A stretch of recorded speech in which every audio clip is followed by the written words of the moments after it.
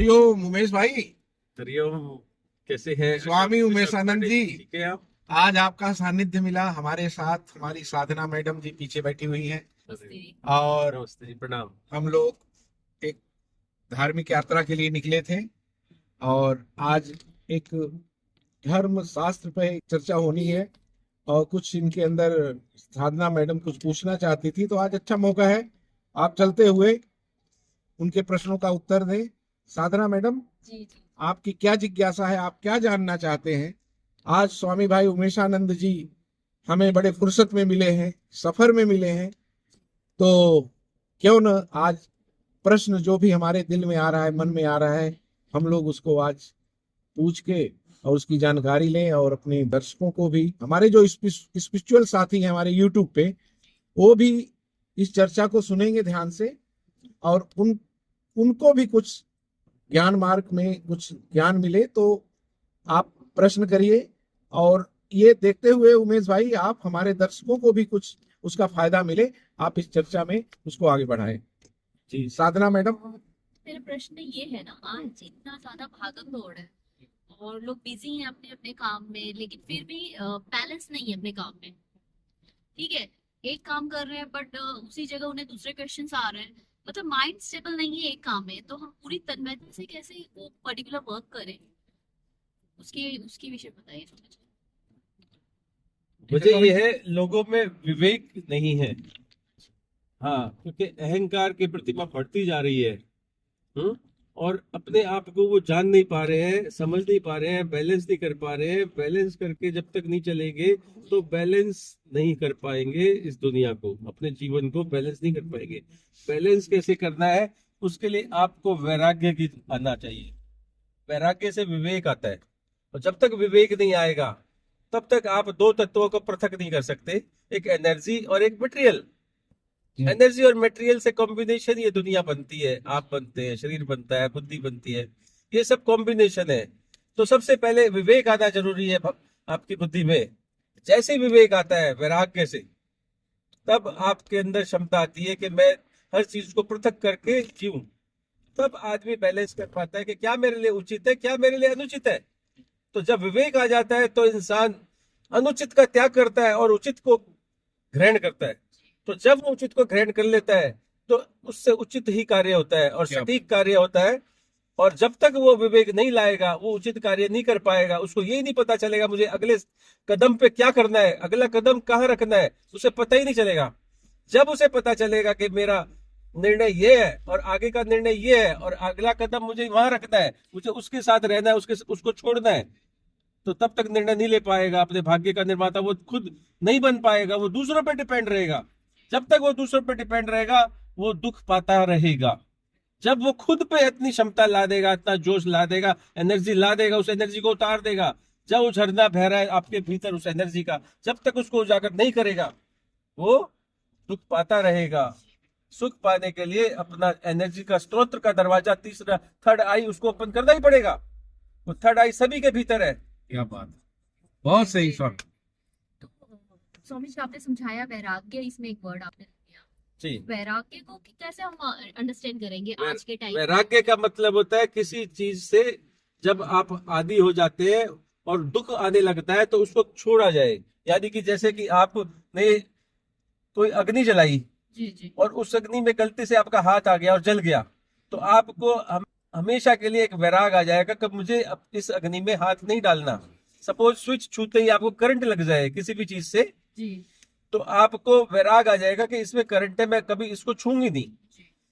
कभी कोई लाइफ में आपको बहुत गहरा दुख मिलना शुरू हो जाए किसी चीज से, तो उसके पास आप कभी दोबारा नहीं जाएंगे। ये वैराग की स्थिति है, वैराग आने लगेगा उस चीज से। मान लो ऊपर सूर्य है और आप धूप में बैठे हैं और आपको गर्मी लगने लग जाए बहुत तेजी से, तो आप छाया में जाने की कोशिश करोगे। तो उस समय क्या है, आपको धूप से वैराग आ गया। अगर बैठोगे तो जलेगा शरीर, और दूर नहीं जाओगे तो आप सोचो क्या होगा। तो इसलिए वैराग आना जरूरी है, तभी आप उस चीज से दूर जा पाएंगे। और अगर आप उसी में रहेंगे तो दुख आता रहेगा लाइफ में, कंटिन्यूएशन दुख आता दुख रहेगा। आता रहेगा कंटिन्यूएशन में। तो विवेक ये कहता है कि आप समय के अनुसार अपना स्थान चेंज करते रहे, एक गंगा की तरह बहते रहे। रुक गए, यदि रुक गए तो आपके अंदर दुख आना शुरू हो जाएगा, निश्चित है। ये दुनिया दुखती नहीं है, मतलब ठहरती नहीं है, इसमें ठहराव कहीं नहीं है। तो जीवन एक चलने का नाम है, चलते रहो दिन रात। उमेश भाई, जी मेरे मन में एक प्रश्न आ रहा है ये कि आज ये लोग कलयुग कहते हैं, जी कलयुग का युग चल रहा है, ठीक है। जी और कलयुग में जितने धर्मार्थ या धर्म की चीजें हो रही है ना, जी शायद लोगों को गलत फहमी है कि कलयुग है, पाप हो रहा है। जी आपको पता है बाकी युगों में संतों को ऐसे जला दिया जाता था, उनके यज्ञ को ऐसे राक्षसों ने दहन कर देते थे, राक्षस वगैरह, कि उनकी हड्डियों का पहाड़ होते थे, मानव को ऐसे खा जाते थे वो, जी ठीक है। तो एक तो लोगों का भ्रम दूर करिए कि कलयुग बुरा नहीं है, कलयुग में बहुत डिस्काउंट है, हमारे कई पाप ईश्वर माफ कर देता है कलयुग में, बाकी युग में माफ नहीं होता था। लोगों को पता होगा भगवान राम जब धरती पे अवतरित हुए थे तो ऋषियों ने आके दशरथ से उनको सिर्फ अपनी सुरक्षा के लिए कि राक्षसों से हमें हमारी रक्षा करो प्रभु, ठीक है। जी तो एक तो ये है। दूसरा, इस युग में लोगों को, जो आपने अभी बताया, मैडम ने पूछा कि उसमें ज्ञान में या धर्म में जाने के लिए, लोग मुक्ति पाने के लिए बहुत सारे उपाय कर रहे हैं, ठीक है। तो आप ये बताइए कि आसान लोगों को क्या तरीका है कि जैसे भगवान बुद्ध को वो मिल गया था, क्या होते हैं, क्या ज्ञान मिल जाता है, अभी आप बात कर रहे थे ना कि वो उसमें चले जाते हैं और एक स्पिरिचुअल हो जाते हैं एक तरह से, है ना। जी तो उसको पाने के लिए भगवान बुद्ध जो थे वो तो अपने जीवन को ऐश्वर्य, मतलब एक तरह से लग्जरी लाइफ जी रहे थे, राजा की औलाद थी, ठीक है। उन्होंने हर सुख यौन अवस्था से, बचपन से लेके यौन में लेके हर सुख उन्होंने अनुभव किया, और एकाएक जब उनको दुनिया का अनुभव हुआ तो उनको क्या प्राप्त हो गया, मैडम क्या बोला वर्ड आपने, वैराग्य। हाँ, वैराग्य की बात कर रहा हूँ।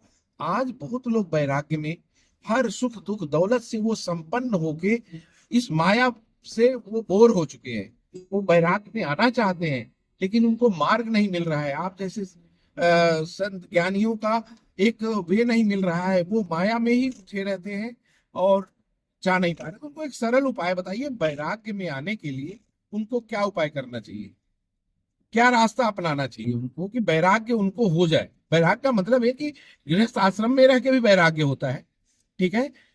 लेकिन ऐसे महापुरुष इस धरती पे हैं जिनके पास अथाह दौलत है, लेकिन वो वैराग्य के साथ साथ सेवा में रहते हैं, पर उनको भी तो प्राप्ति हो वैराग्य।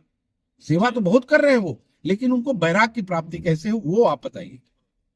वैराग की प्राप्ति से पहले आपने पूछा साधु संतों के लिए, युग के लिए पूछा। हाँ, तो युग देखा जाए तो परमात्मा अचल है, परमात्मा अचल है, उसकी प्रकृति भी एक तरह से अचल है। जो प्रकाश, जो भी कुछ परमात्मा से निकला है वो अचल है, वो कहीं बाहर नहीं जाता, ना उसमें अंदर आता, वो स्थिर है। बस प्रकृति का नियम है बदलाव आना, चेंज आना, घूमना। ठीक है, प्रकृति और सब चीज घूम रही है, आपने देखा होगा वायुमंडल पे। तो हम तो बोलते हैं युग बदल रहे हैं, मैं कहता हूँ युग नहीं बदल रहे, सब कुछ वही है, सब कुछ सत्य से प्रकाशमान है, कुछ भी नहीं बदल रहा है, सिर्फ आपकी बुद्धि बदल रही है, समय बदल रहा है, आपका जो बुद्धि का लेवल है वो बदल रहा है, राक्षसी गुण आ रहे हैं, ठीक है, सतो गुण जा रहे हैं। एक गोल्डन एज की जो दुनिया थी, आज लोग लो पुरुष इंसान बन रहे हैं, सिल्वर एज आ रही है, फिर कॉपर एज आ रही है, और आयरन एज आ रही है। ये एज स्टेज बदल रही है इंसान की बुद्धि की, मगर युग नहीं बदल रहा, युग वही है, परमात्मा वही है तो वही रहेगा, और प्रकृति वही है तो वही रहेगी। कोई युग नहीं आता, कोई सतयुग नहीं आता, जब धर्म आज पड़ भी जाता सतयुग है, युग है। आप भीतर जाओ तो सतयुग आपके भीतर है, बहुत, मैं यही कलयुग भी आज है। यही आप अपने दर्शकों को आप बताना चाहता था। हृदय की बुद्धि से, आत्मा की बुद्धि से, प्राकृतिक बुद्धि में आओगे तो कलयुग है। क्या बात बताई। कलयुग और सतयुग आपके हाथ में है, आपके ऊपर डिपेंड करता है कि मुझे सत्य पे चलना है क्या सत्य पे चलना है, वो आप सोच सकते हैं, निर्णय आप ले सकते हैं। आज भी आपके लिए स्वर्ग नरक सब यही है, क्या बात, और सतयुग भी यही है। क्या बात है भाई। मैं गलत कहता हूँ उन लोगों को जो कहते हैं अब कलयुग जा रहा है, सतयुग आने वाला है। आपने बहुत बड़ा भ्रम तोड़ दिया लोगों का। विनाश होने वाला है, विनाश नहीं होता। विनाश तो आपका होता है जब आप गलत कार्य करेंगे और आप अपने को शरीर मानेंगे, तो विनाश तो शरीर का होगा ही एक दिन। आत्मा का कभी विनाश नहीं होता। आप खुद एक ब्रह्मांड है, आप एक खुद हाँ। यूनिवर्स है। जिस दिन आप खत्म हो जाते हैं, आप प्रलय खत्म हो जाता है सब कुछ। बिल्कुल। बाकी ये दुनिया सत्य- कभी खत्म नहीं आप होती। सत्य में रहिए, सत्य बोलिए, सत्य आचरण करिए, देखिए सत्यता आपके पास आएगी और सत्य ही प्रकाशित होगा। जो सोचोगे वो होगा, जिसको याद करोगे वो मिलेगा। देख लेना, सत्य में इतनी ताकत होती है, जो सोचोगे वो होगा। क्रिएट आपसे होगा, सब कुछ आपसे होगा, कोई और क्रिएट नहीं करता, सब आप ही करते हैं। लेकिन क्रिएशन सत्यता में होती है। जब तक आपको आधार का नहीं पता होगा, अपने सत्य का पता नहीं होगा, क्या बात। तब तक आप कुछ भी क्रिएट नहीं कर सकते। कल्पना तभी बनती है जब आपके पास आधार हो। बिना आधार के कल्पना भी नहीं बना सकते आप। यानी कि हर मानव एक ब्रह्मांड है। वो हाँ, जो हाँ। सोचता है, वो जो क्रिएट करता है, वही ब्रह्मांड है। बस अपने आधार एक को इंसान जाने, ब्रह्मांड अपनी क्रिएट करता है। सिद्धता को सिद्ध करे। वो जो सिद्ध कर देता है वही सिद्ध पुरुष कहलाता है, वही ज्ञानी है। ज्ञानी तू आत्मा बहुत प्रिय है, श्री कृष्ण ने कहा है ना आत्मा के लिए। बस। और दूसरा फिर आपने क्या पूछा, वैराग्य। वैराग्य कैसे आता है?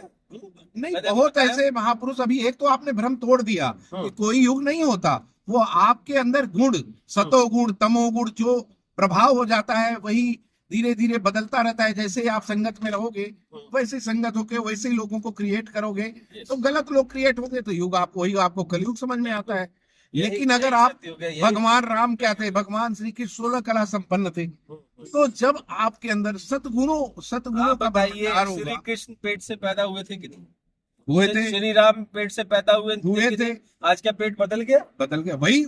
आज सोचो ना, आज क्या माँ नहीं है, आज फादर नहीं है, स्वामी आज भी वही उमेश- सृष्टि है। उमेश भाई, आपने सब भ्रम तोड़ दिया। बताइए। लोग, मेरे मन में बहुत दिनों से ये चल रहा था, कौन सा कलयुग, कौन सा सतयुग, कौन सा द्वापर। अरे मरने के बाद तो अरे- लोग यही कहते हैं वो आएगा। अरे मरने के बाद किसने देखा? नहीं, लोग कहते हैं मरने के बाद किसने राम देखा? पैदा हुए तो सतयुग था। अरे आप आज खुद भी राम हो, राम है, आज आप भी राम राम हो, है। बिल्कुल। साक्षात आप आपके राम हो। भीतर राम भी है, कृष्ण भी है, यही। और कंस भी है, और रावण भी है। रावण भी है। आपको सोचना है कि आपको कौन सा निर्णय लेना है, किस पद चिन्हों पे चलना है, कैसे चलना है, क्या करना है। आपको आपका कार्य आपको चुनना है। राम कोई विवेक स्वरूप थोड़ी है, राम तो विचार है, राम तो गुण है। से। असली राम को जानो, जो सब में रमता है। आप सतोगुण उस ले राम आओ, को राम बन जानो। जाओ। राम सब में है, राम के बिना तो हमारा कोई अस्तित्व भी नहीं है। एक मिनट, कॉल आ रहा है।